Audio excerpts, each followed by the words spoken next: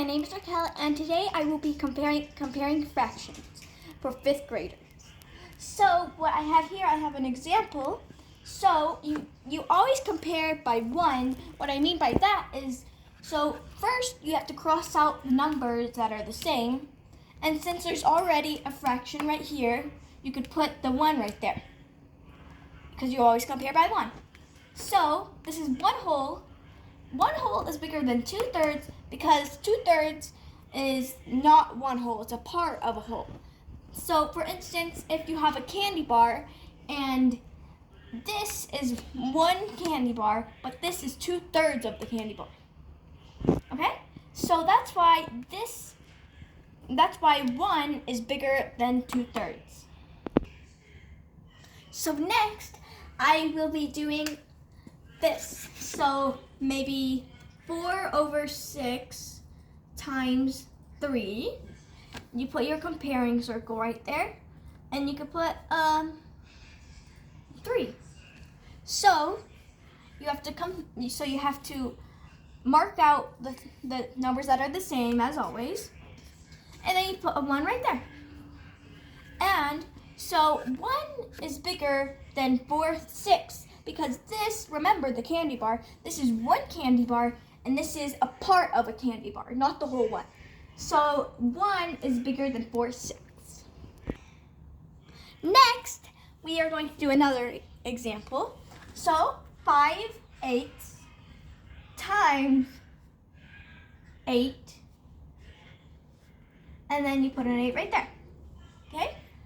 So you mark out these, you put a 1, and this is a part of a 1, so 1 is bigger than, this is part of it, so 1 is bigger than 5/8. So another one is 8/9 times 9, and then you put your comparing circle thing, and you put a 8/9. How about that? So you cross out the fractions or whole numbers that are the same. Then you have 9. But since you already have a whole number on this side, you have to put 1 on this side or else there's nothing that you're comparing to. So here's a 1. You always compare by 1 because it's a whole. So 9, of course, is bigger than 1 because this is 9 candy bars.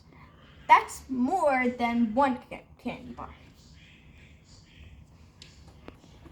So another example is 6/12 times 6, and then you put that and 6. So you cross out the numbers or the fractions or whole numbers as always, and then you put a 1 right here. This is starting to get a little easier, right? So this is part of a whole because it's 6/12. That's like half of it. That equals 1/2. So it's half of it, so this is the whole of it. So this is gonna be bigger.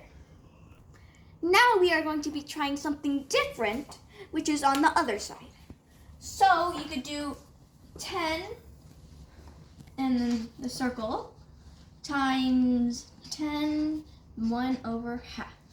So you see all of these are different than this one because the whole number that is originally with, it's on this side, but we're trying it on the other side. So if you have a test and it's on this side, you won't get confused. That's why we are going to be learning it. So you cross out the ones that are different. This time that are the same. And this time we are going to put a 1 on this side.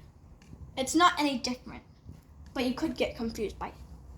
So 1/2 is basically half of 1 because it's a part of 1.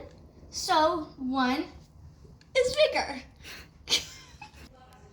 So next we could do 8 and then the thing and 8 times times 4/8. Okay? It's on the other side again, but you already know it from this one. So you cross out the ones that are the same. You put a 1 on this side because there's nothing on the side left. And this is a part of a whole, so 1 is bigger. That's all for today, and I hope you learned something new. We learned comparing fractions, so I hope you learned something new and you will get a good grade on your test if you have one. So have a nice day!